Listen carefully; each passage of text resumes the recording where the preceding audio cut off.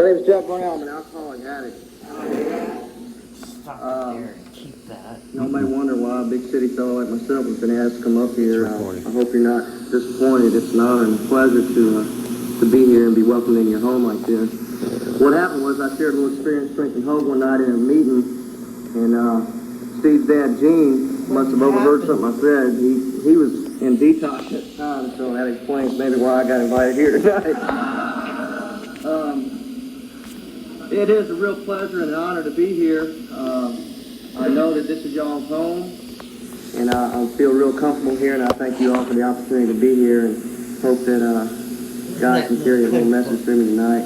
My sponsor says if I eat enough spiritual food, I can vomit it up, and maybe somebody will hear something. I'd like to talk tonight a little bit about me and what's happened with me, how I came to be here, and some of the changes that have happened in my life. Oftentimes when you go to a speaker's meeting, you hear so many people talking about basically histories of what they went through when they were drinking, and thanks to the grace of God and the experience of some people who've been around much, much longer than me, I've realized that, as it says in the big book, the purpose of me sharing with you one-on-one or in a group setting is to share my experience, strength, and hope. We've all had the same experiences drinking and using, and we know about those things, so hopefully we won't waste too much time talking about all the stuff we already know. I started drinking and using when I was very young. I was about 8 years old, first time I ever got drunk.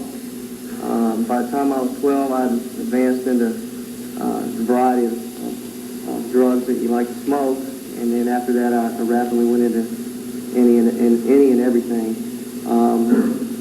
Alcohol was the one constant in my life through the time that I was using and drinking.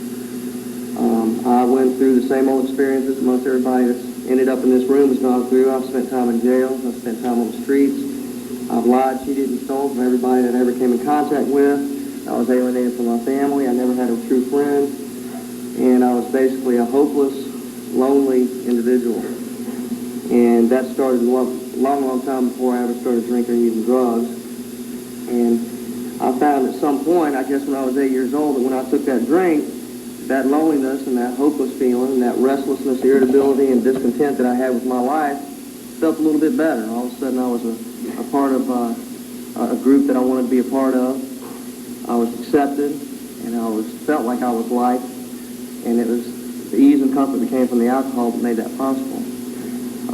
At some point in my life, the alcohol wasn't enough. I still found myself restless, irritable, and discontent, and I had to look for other things. What I didn't realize was that for the first 5 years or so that I actually started trying to do something about my problem, the big misconception I had, and I'm real grateful today through my sponsor and the people that I fellowship with in Atlanta, informed me that although the problems I had with alcohol and drugs was what initially got me here, that those weren't the problems that I was really suffering from, and that the goal of coming here was not really to become abstinent. It was just for me to become happy, joyous, and free, so I'm not restless, irritable, and discontent, and looking for some ease and comfort from something outside of myself. And I think that's the greatest thing that's happened to me to this point in my life, is that some folks made that real clear to me based on my experience and their experiences, and I understood that. And that's only through God's grace that I understood anything that had to do with getting better. I tried for many years to change my situation, change the way that things were going in my life. I didn't like being the person that I was. I just didn't know what to do about it. And the first thing that I could come up with was use my willpower. I could see that in my life, if I made a decision to do something and I followed up a little bit, that I usually got pretty good results. So I thought, well, heck, I got to the point where I thought I might have a problem with alcohol, I might have a problem with drugs. It's pretty evident I was sitting in prison.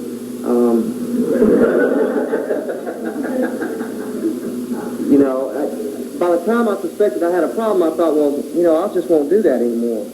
And I tried that, and that lasted about 35 minutes.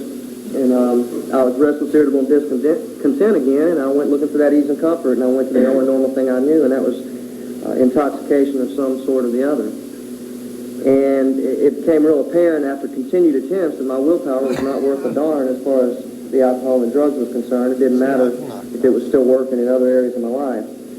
And I tried and I tried and I tried, and I kept on getting the same old results. would end up looking for some ease and comfort. I'd go and find it. I'd end up in jail, or I'd end up living on the streets, or I'd end up stealing, or I'd end up lying or cheating. And the same thing kept happening. So it was pretty evident that as far as alcohol and drugs were concerned, my willpower was of absolutely no use.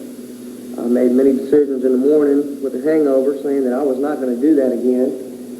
And I was tired of the way things were going. I was tired of being broke. I was tired of throwing up all over myself. I was tired of waking up on the bathroom floor the next morning. And I'd tell myself I wasn't going to do it again. And of course, the day I'd work hard and I'd do what I'd had to do during the day. And at the end of the day would come and I'd say, you know, I deserve it. I think I'll just stop and have 2 beers.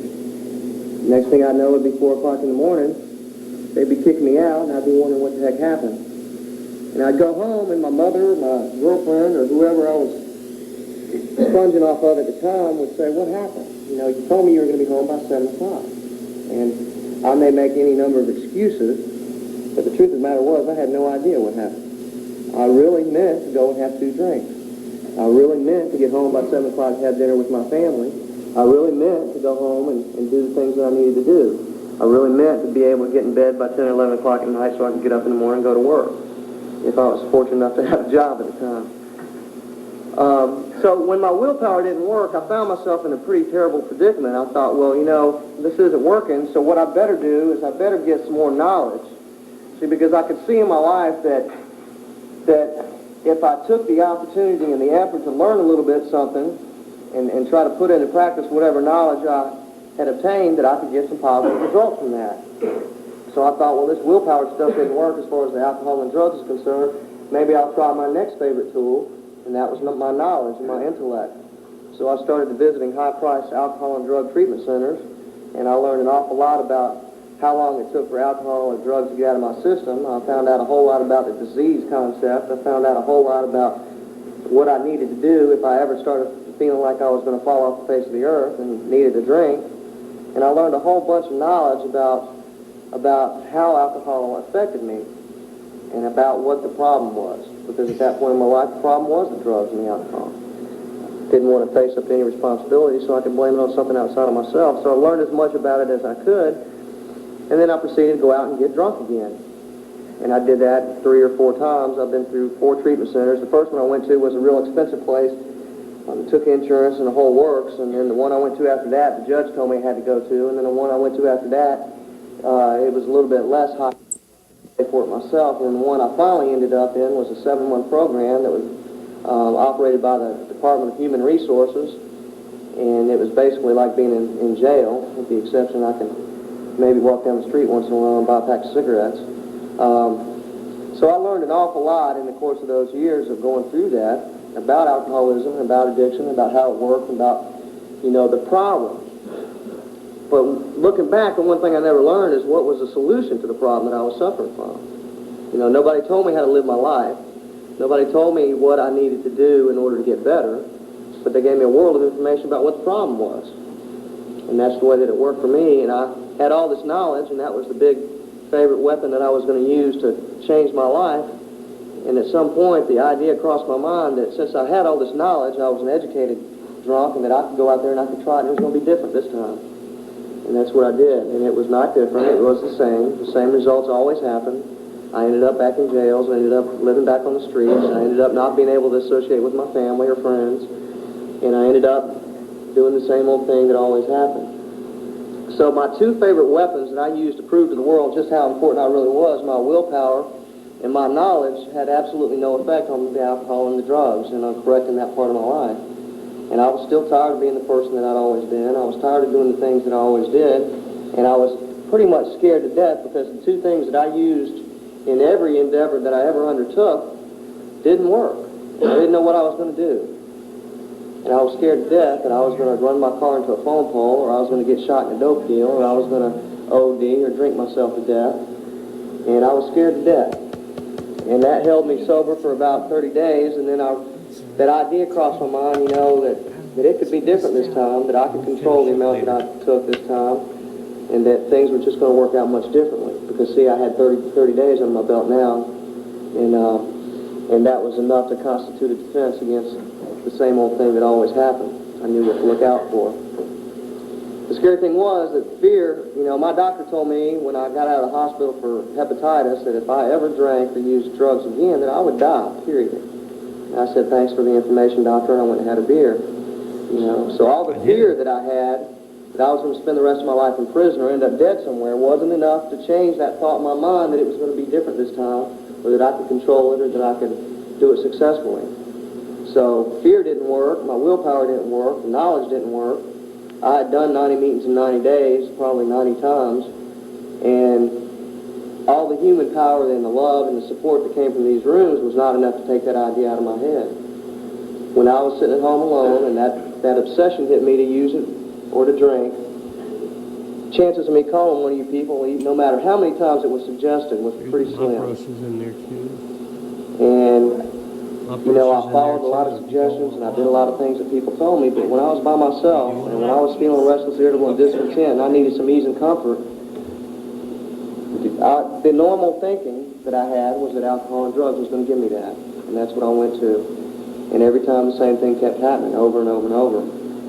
I was real fortunate this last go around. I met some folks who said all the same things that I've just said to you. And it all rang a bell with me. It made a lot of sense. And that left me with a big question, well, what the heck did you do? You know, I kept seeing these folks. And they were not in any better financial shape than I was, and they were happy, and they didn't care less, and they spent a lot of time helping other people.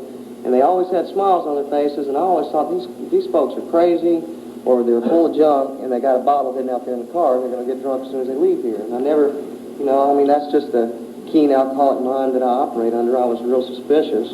But it kept happening over and over and over. So I finally got wise, and I said, well, you know, if I really want to know, then what I better do is I better ask these folks what the heck's going on.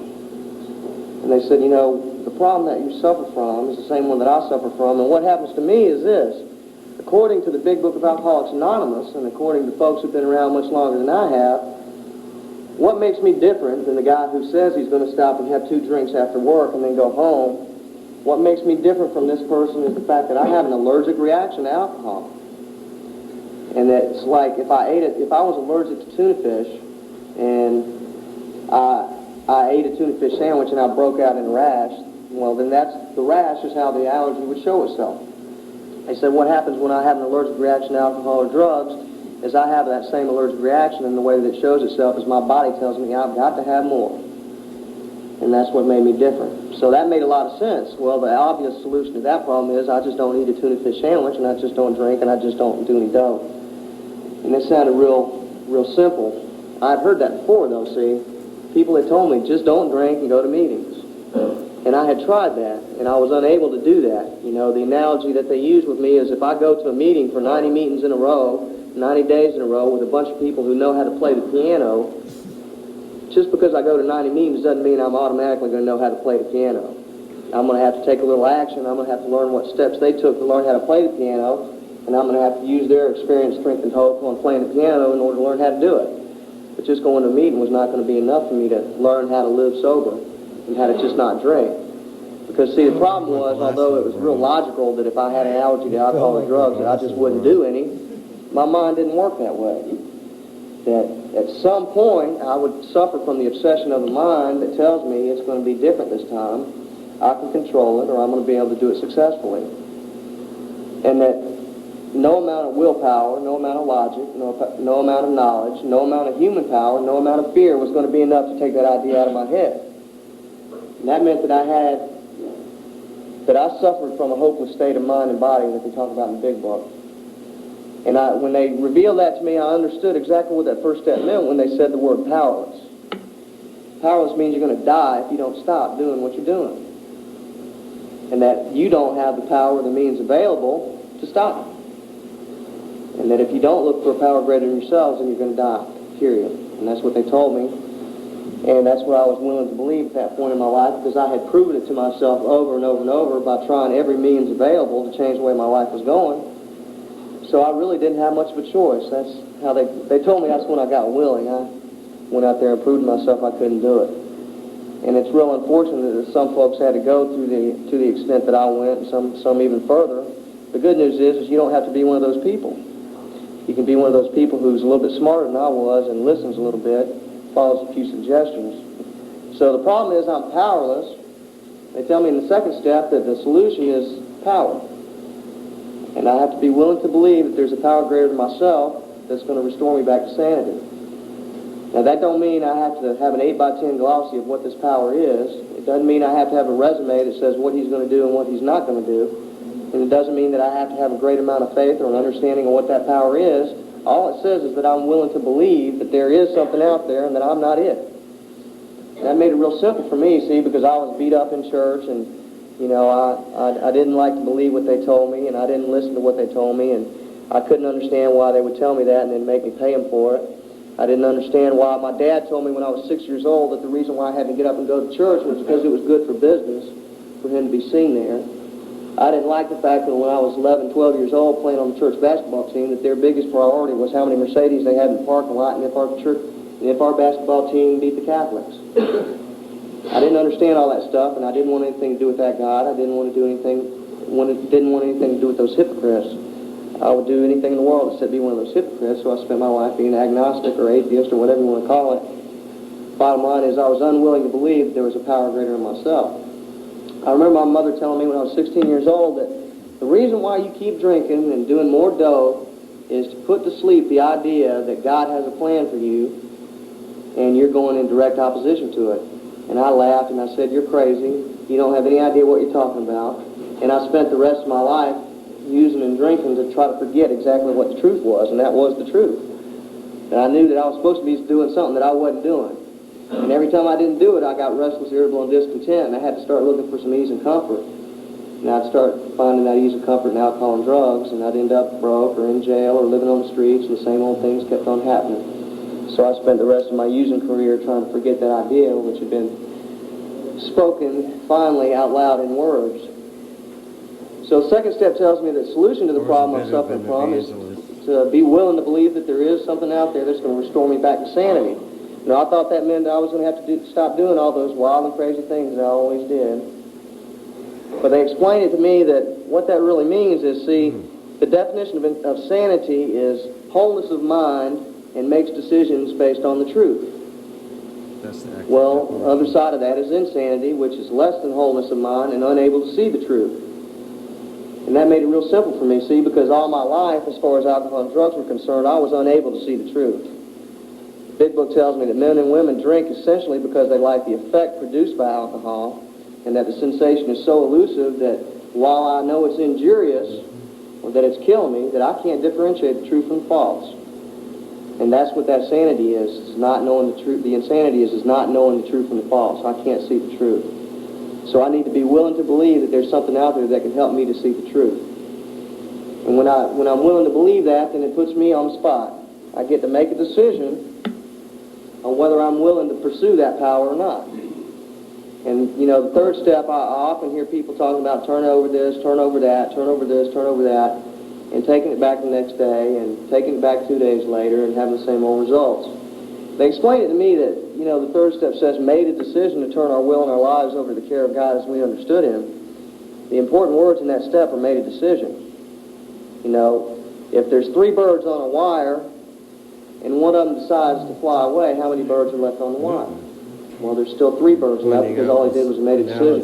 He didn't take any action. If I make a decision to go on a vacation, I have to take some action. I have to pack my suitcases. I have to save some money to go. I have to make hotel reservations, or else I've just made a decision to go and I'm still sitting in Atlanta, Georgia. And that's the way that it works. And the third step is I make a decision to find out what my will and what my life is. And then I can turn those things over in steps 6 and 7. So I make a decision in the third step, but that decision is only as good as the action that I put behind it. And that brings me up to the action part of this program, which starts in step number 4. And that's where I got to go to work. And I got to find out what the causes and conditions really are for my alcohol and my drug problem. You know, the alcohol was just a symptom. And what happens if I do the 4th step according to the directions in the Big Book, then I'm going to see what goods in my life or what part of myself is damaged or unsaleable.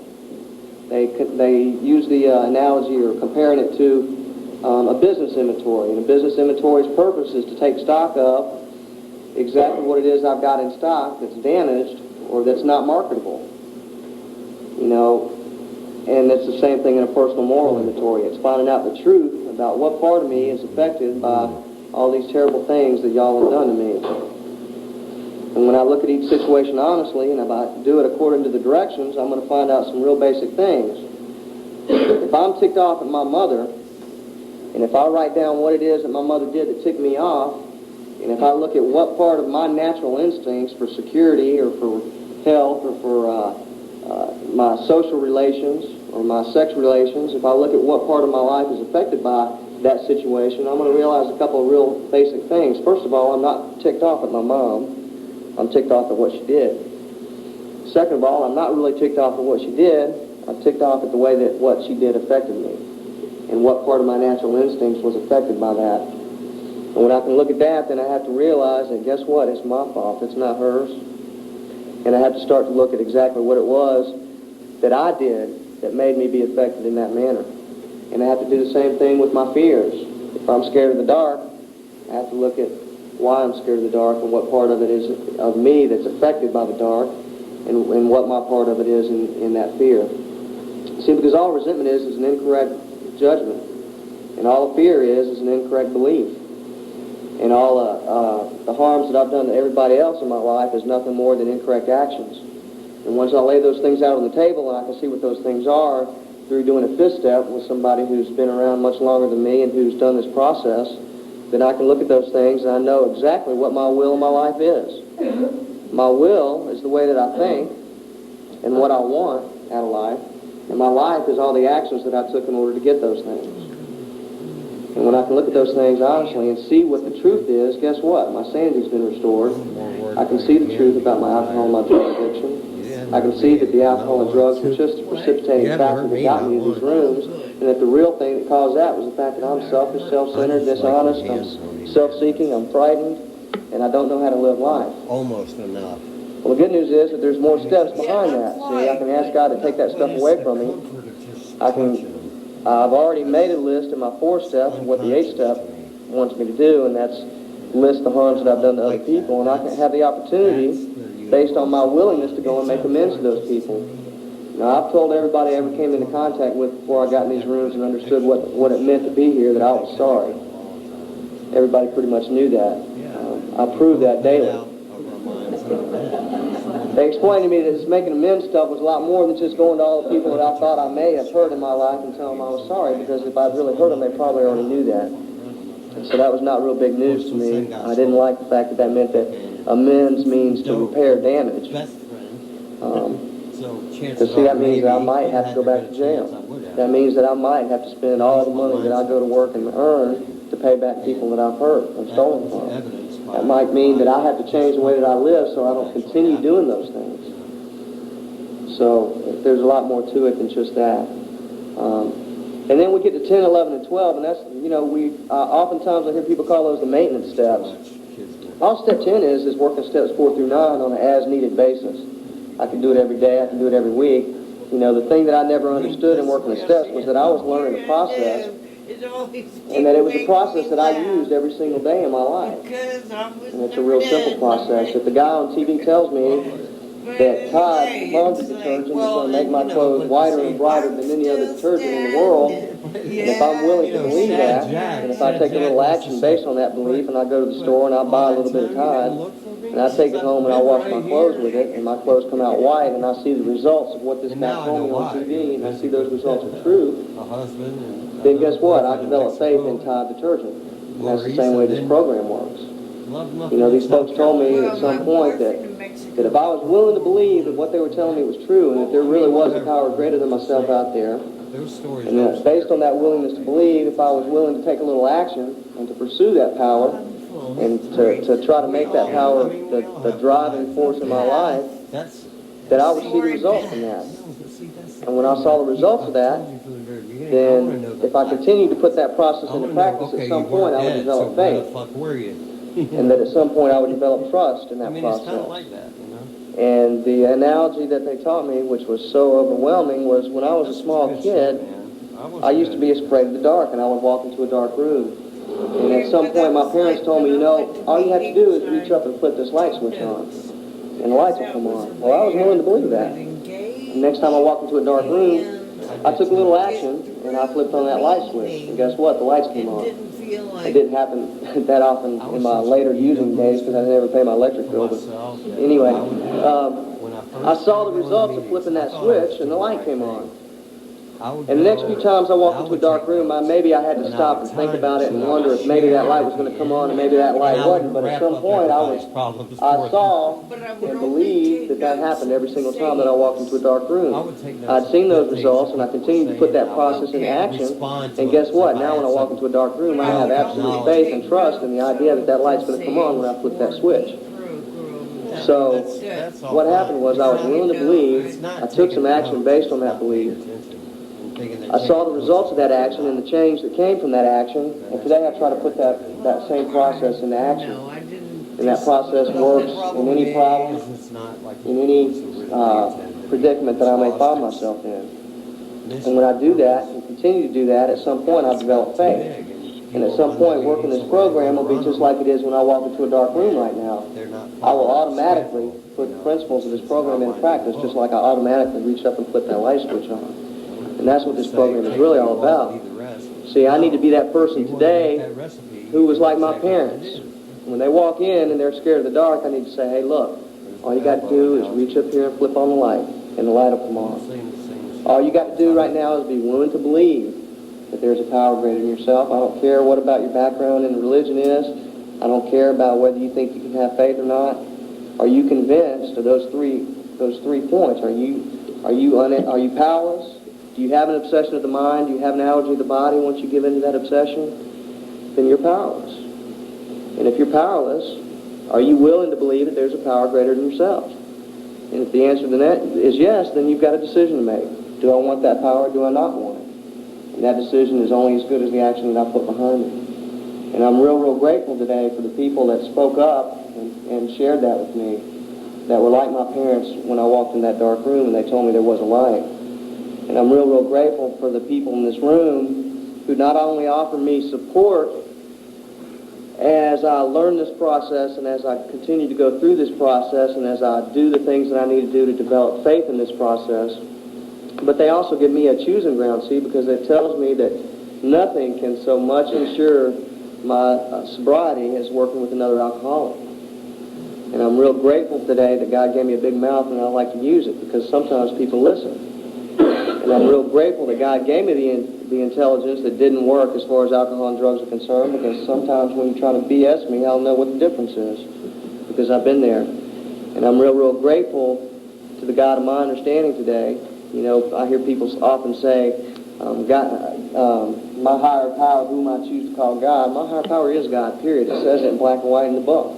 You know, I used to hear people talk about the doorknob could be your higher power, or the coat rack in the back of the room.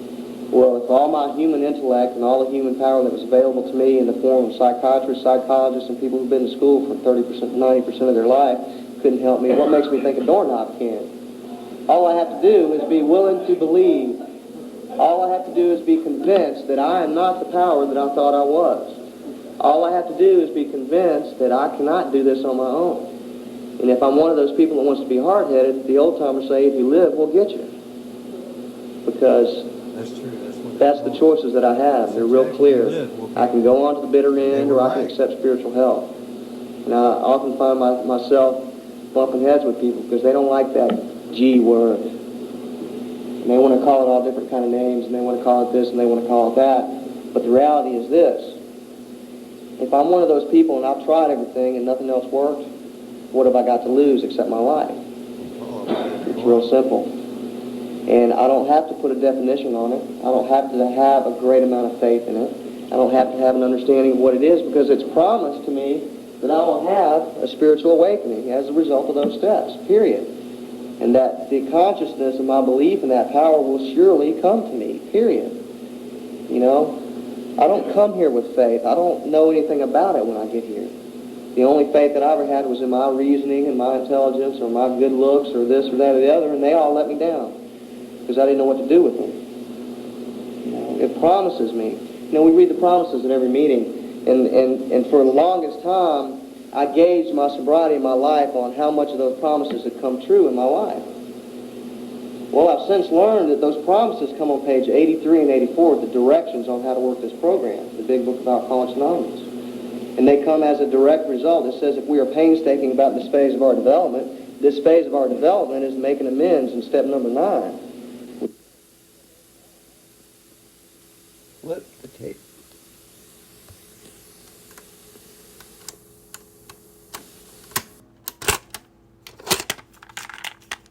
Dee dee dee dee.